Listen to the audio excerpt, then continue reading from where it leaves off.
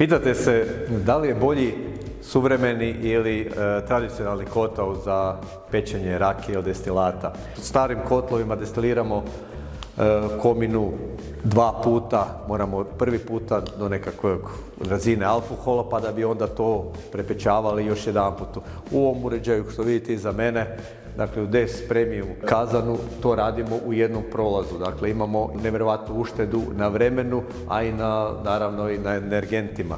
Radi se o tome da kad destiliramo u starim tradicionalnim kotlovima, mi možemo kroz dan ispeći maksimalno 3 garniture, 3 puta možemo puniti i prazniti kotao, dok na ovom uređaju možemo sigurno 5 puta kroz dan ispeći destilat. S time smo uštedili vrijeme, uštedili smo novac.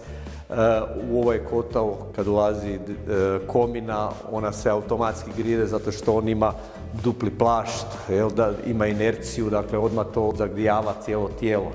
Veliku uštedu smo dobili sa Aroma Max kolonom i sa ovim kotlom na plinu. 30% manji sigurno je utrošak plina sa ovim finim plamenicima nego što je to na tradicionalno suvremenim kotlovima.